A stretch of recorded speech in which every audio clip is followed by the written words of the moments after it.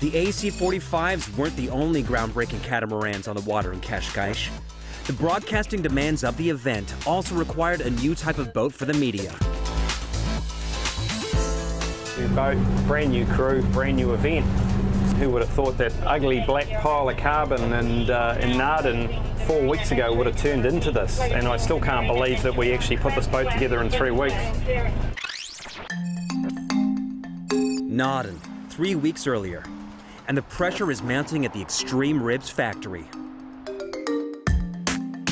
Well, at the moment we're producing 10 rubber boats for the America's Cup, and secondly we're producing 2 media catamarans. That's going to be state-of-the-art products, with always keeping in mind the reduction of carbon footprint as being the main thing. If you look at the media catamarans, yeah, it's definitely going to be a sexy boat. It's new, it's different, it's going to have state-of-the-art features inside, it's got the state-of-the-art technology of the way the boat is produced. So in that regards, yeah, it's definitely a new thing for a new game. The Media Cats are 40-foot filming platforms designed to keep up with the AC-45s flying around the track at up to 30 knots. They're radical prototypes, and Clint Jones from the America's Cup Authority has relocated to the factory to oversee the whole process.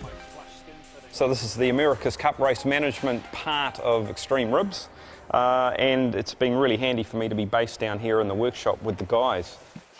With the actual catamaran still far from ready, Clint has arranged a mock-up of the cabin to help test the fit-out. We've got the skipper station, the co-pilot, but his essential is actually spotting from a safety perspective. And then back here is really where the business is done. And so we will have a fully suspended chair here, which the cameraman will sit on.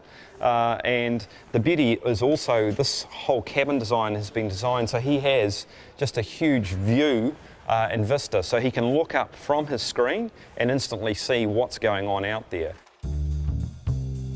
There's still a lot of work to be done, and the whole team is conscious of impending deadlines.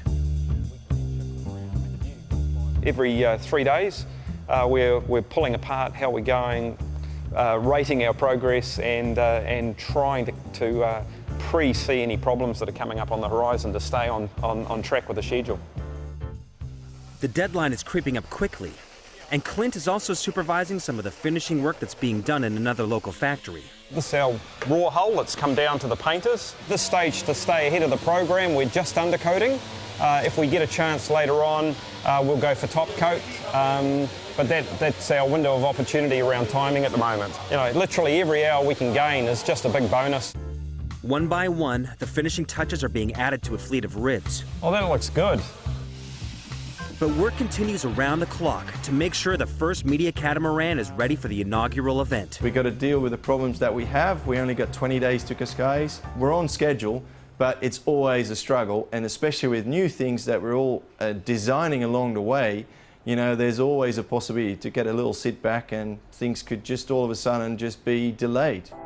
20 days later, it's the moment of truth for this groundbreaking boat. We made it 4 hours to be operational from the first shoot, so that was pretty close. But hey, as usual, we're always running tight to time. Come aboard and join us for the day. Having overseen the building and design of the boat in Amsterdam, Clint now has a new challenge: to deliver some amazing TV footage. We're going to be setting up by the start line, which is where we're basically following the boats on this TV cat. Really, the action from there will depend on what the boats do. With Clint behind the wheel, the job of finding and framing the most impressive shots lies with cameraman Adam. My job is closely associated with Clint driving here to get ourselves in the right position at the right time to cover the action with the right tools.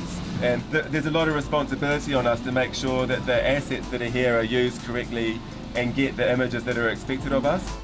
From the cabin, Adam has full control of an HD camera which is mounted on top of the cat. And with thoughts always on the next shot and a constant 360-degree view of the racecourse, there's rarely a moment to relax. It is stressful. We've got a live director who needs shots continually to cut to, which we have to offer, so we have to be in the right place, continually offering something that can be used successfully, and hopefully not just a shot that can be used, a good shot, a great shot, hopefully. All day long you're walking a fine line. We're trying to get the right angle for Adam, we're trying to put the boat in the right place, and we're also trying to stay out of the way of these guys that are racing for a world championship. With no obvious teething problems, Clint and Herb's vision for a new lighter camera boat looks like it's paying off. It's going well so far, and it's going to get a lot better. The whole thing, I think, would have to be measured as a success.